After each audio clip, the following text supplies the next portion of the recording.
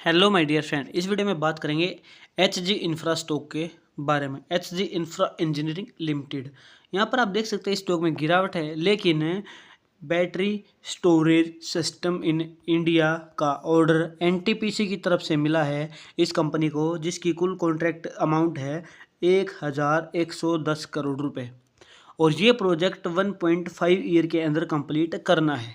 तो इसके बाद से इस स्टॉक में हो सकता है, इस न्यूज़ के बाद से एक बड़ा उछाल हमें स्टॉक में देखने को मिले और फिर से अच्छे रिटर्न, मल्टी बैगर रिटर्न ये स्टॉक अपने इन्वेस्टर को निकाल कर दे सके। वीकली टाइम फ्रेम के अकॉर्डिंग प्राइस मूविंग एवरेज 50 पर पहुंच गया है। उससे पहले अगर आप देखोगे तो यहाँ पर एक डिमांड जोन हमें दिख रहा है और प्राइस वहाँ पर भी आ गया है। तो अगर प्राइस इसको रिस्पेक्ट करते हुए यहाँ पर अगर आप देखोगे तो क्लोजिंग और ओपनिंग यहाँ पर कैंडल्स की इस पॉइंट पर बॉडी की जो अपर बॉडी पार्ट है वहाँ पर प्राइस पहुँच गया है और यहाँ से संभावना है कि प्राइस वापस ऊपर चला जाए। उसके बाद अगर हम प्राइस को डेली टाइम फ्रेम में कन्वर्ट करते हैं तो हमें दिख रहा है कि प्राइस मूविंग एवरेज 50 से नीचे है और इस ट्रेंड लाइन को रिस्पेक्ट करते हुए बार बार नीचे जा रहा है एज ए रेजिस्टेंस की तरह यूज़ करते हुए।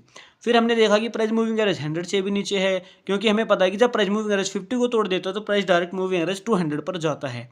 तो हमने देखा कि प्राइस मूविंग एवरेज 200 पर गया, साइडवेज कंसोलिडेट किया, नीचे की तरफ ब्रेकआउट दे दिया, तो फिर हमारा लास्ट ऑप्शन बचता है मूविंग एवरेज 300 यूज़ करना। तो जब हम मूविंग एवरेज 300 यूज़ कर रहे हैं और जब प्राइस मूविंग एवरेज 300 को नीचे की तरफ ब्रेकआउट देकर दो ड्रॉप कैंडल 2 से लेकर 4 के बीच में ड्रॉप कैंडल बना देता है तो फिर काफ़ी बड़ी गिरावट स्टॉक में हो सकती है, लेकिन यहाँ पर ऐसा नहीं देखने को मिला और प्राइस मूविंग एवरेज 300 पर यहाँ पर कंसोलिडेट करके ऊपर की तरफ हमें निकलता हुआ दिख रहा है। एक इम्बैलेंस कैंडल बनी है, लेकिन यहाँ पर अगर स्ट्रॉन्ग बाइंग कैंडल बन जाती है तो फिर प्राइस में हमें अगले टारगेट 1347, 1387 और 1424 ये मिलने की संभावनाएं हमारी मैक्सिमम हो जाएंगी और इस स्टॉक में काफ़ी अच्छा प्रॉफिट आगे बन सकता है। तो मुझे उम्मीद है चीज़ें आपको समझ में आई हैं। प्रोजेक्ट का कॉन्ट्रैक्ट का काफ़ी बड़ा असर इस स्टॉक पर पड़ सकता है, इसलिए मंडे को इस स्टॉक के ऊपर नज़र बना के रखना जरूरी है, या फिर मंडे को क्लोजिंग के टाइम पे आप इस स्टॉक को चेक कर सकते हैं कितना गिर हमें स्टॉक में देखने को मिल रहा है। तो मुझे उम्मीद है मेरी वीडियो आपको पसंद आई है। ये सारे इंडिकेटर आप यूज़ कर सकते हैं।